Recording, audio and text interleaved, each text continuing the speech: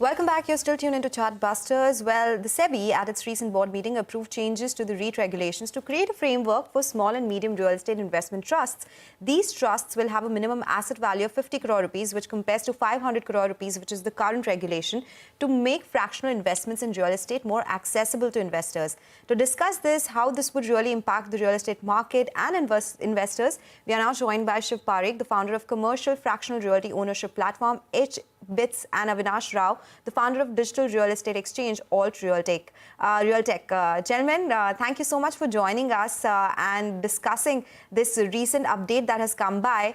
Shiv, let me come to you first up. In simple terms, if you can explain to us, what does this SEBI regulation mean and what does it do to the fractional ownership that people can have in real estate assets?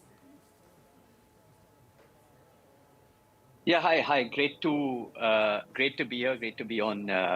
Thanks for inviting me. So I think the SEBI regulation is basically a watershed moment in the real estate investing industry. So just to give a little bit of context, you have these grade A commercial real estate assets.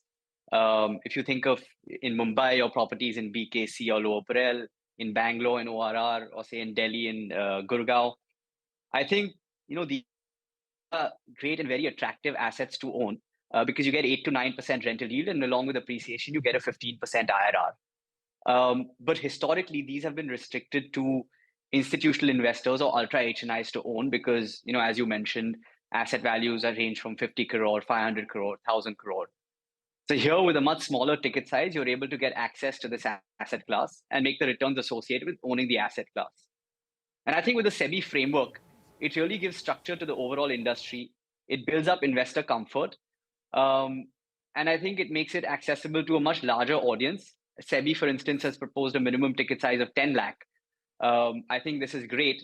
And even as the chairperson mentioned in the meeting, the minimum ticket size would reduce further as we go along. It's an interesting, step towards tokenizing real estate ownership and making it more accessible to a lot of people. We also have Avinash Rao, who is the founder of Alt Realtech, the company that runs Alt DRX. Avinash, the question that people have now is about liquidity and taxation. The entry barrier has been reduced because of this tokenization. How liquid are these assets or products, as you would call it? And secondly, what is the tax liability on those who invest in this? Okay, thank you for having me on your program. It's lovely to be here. You know that real estate assets are chunky, and it's always been that difficult. It's easy to buy, hard to sell. When we have tokenization of real estate, what immediately happens is that the bite size becomes much smaller. So if it is 10 lakhs and if it keeps getting reduced, it's easier to transact these assets. So fundamentally, any platform, any fractional platform or a tokenizational platform allows people to transact at lower bite sizes. Now, that being the case, this is a fantastic step in that direction. What will happen is sooner or later, you will find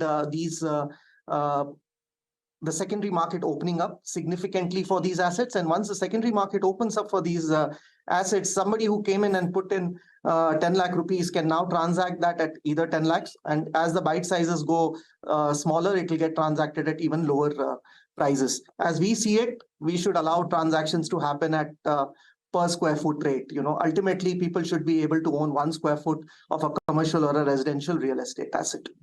The second question is very pertinent. What are the taxation? What are the laws around taxation? How is it going to be taxed? So there is clear direction when it comes to REITs, how the taxation is. I mean, there have been significant efforts on that front as recently as the last budget, where there was a lot of clarity provided in terms of the large REITs. As we go along, there are digital assets, and there is a taxation norm for digital assets, and there are assets of this nature where people will be holding a fraction of a commercial real estate or a residential real estate. I believe we still need to get some more clarity on that before we can comment.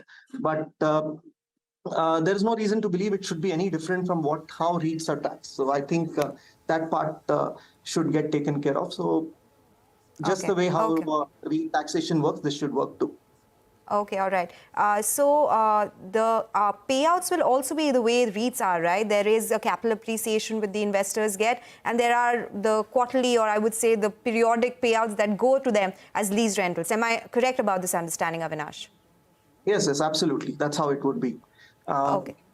Obviously, we Okay. expect the fine print to come by, but there is no reason for it to be any different from what it is already the case. I mean, the asset size has now become from 500 crores to 50 crores. So that's a big step forward. So we believe everything else also should be very similar. Okay, get that point. Shiv, comment on this. How big is the market when it comes to fractional ownership of real estate? Are there big players here? Do you see so much money pouring in this particular segment? No, I think absolutely, Sonal. I think if you look at just from a market perspective, if you just look at the office, real estate office market, there's 800 million square feet of grade A office in India. That's about 8 lakh crore rupees of real estate, 8 lakh crore rupees of real estate in India. Out of which, if you just look at the 3 office REITs, the market cap is about 55,000 crore. Even if a few other players come up with their REITs, that's 1.5, 2 lakh crore. So there's still 6 lakh crore worth of assets where the developers or the investors need an exit. And that's where fractional ownership comes in. There are a few large campuses that go into REITs, but other than that, there's about 6 lakh crore worth of assets that need to be fractionalized. On the flip side, if you look at the investor segment, this is a very attractive product because it's between debt and equity. You get the benefit of debt because you get slightly higher than debt coupon rates, right? 8, 9 odd % coupon rate you get with fractional ownership. But then over and above that, you also get the appreciation that can give you a 15, 18% IRR. And the best part is that because it's a hard asset, your downside risk is really limited. So from an investor perspective, obviously it's a very large ocean, and we are already seeing tremendous amount of investor interest in this asset class. All right. Thank you so much for joining in, gentlemen. Running out of time, not out of questions, though. Now that we've established the basics of this, we'll perhaps speak at a later date to get to the nitty-gritties and what people should be doing in spaces like this with more players coming in. How would one differentiate from the other? Shiv, Avinash, thank you for joining in. Wish you good luck. With that, we take a short break, come back, get you more on the equity markets and stock-specific action. Stay tuned.